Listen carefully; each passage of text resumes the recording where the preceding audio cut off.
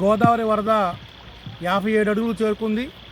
ఇప్పటికే సుభాష్ నగర్ నుంచి స్ట్రెంథన్ చేసినటువంటి కరకట్ట స్లూయిజ్ లీక్ అయ్యి నీళ్ళన్నీ కూడా పట్టణంలోకి వచ్చినాయి.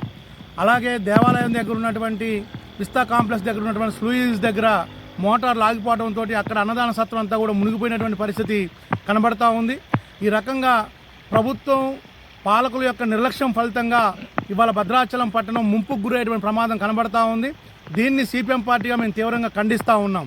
ప్రధానంగా ఈ కరకట్ట ఏదైతే సుభాష్ నగర్ కాలనీ శివారు ప్రాంతంలో స్ట్రెంథన్ చేసినటువంటి కరకట్ట ఉందో ఈ కరకట్ట నత్తనడక నడుస్తూ ఉంది, పూర్తి కావడం లేదు.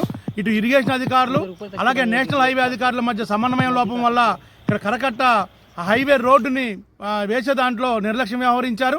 అందువల్ల ఇవాళ మొత్తం నీళ్ళన్నీ కూడా భద్రాచలం టౌన్లోకి వచ్చి ఇవాళ మొత్తం ఈ ప్రాంతంలో ఉన్నటువంటి మారుతి నర్సింగ్ హోమ్ కానివ్వండి, అలాగే వెనకాల ఉన్నటువంటి మొత్తం పొలాలు అవన్నీ కూడా మునిగిపోయినటువంటి పరిస్థితి కనబడతా ఉంది.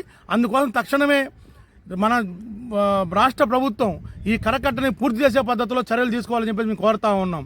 దారుణం ఏంటంటే ప్రతి గోదావరిలో వచ్చిన ప్రతి సందర్భంలో ముగ్గురు మంత్రులు ఎవరో ఒక మంత్రి వస్తాడు, పర్యటన చేస్తారు, పరిశీలన చేస్తారు, వెళ్ళిపోతారు తప్ప దీన్ని శాశ్వత ప్రాతిపదికన ఈ సమస్యను పరిష్కారం చేద్దామన్నటువంటి చిత్తశుద్ధి ఇవాళ ఈ ప్రభుత్వం దగ్గర కనిపించట్లేదు.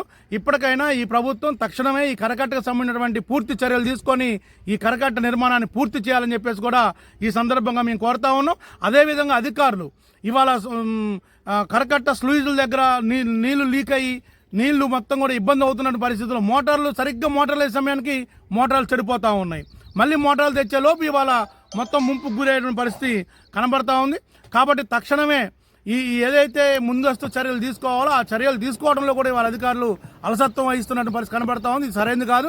రాష్ట్ర ప్రభుత్వం అధికారులు వెంటనే ఈ భద్రాచలం ముంపు జరగకుండా కావాల్సిన చర్యలు మొత్తం కూడా తీసుకోవాలని చెప్పేసి సిపిఎం పార్టీగా మేము ప్రభుత్వాన్ని డిమాండ్ చేస్తున్నాం.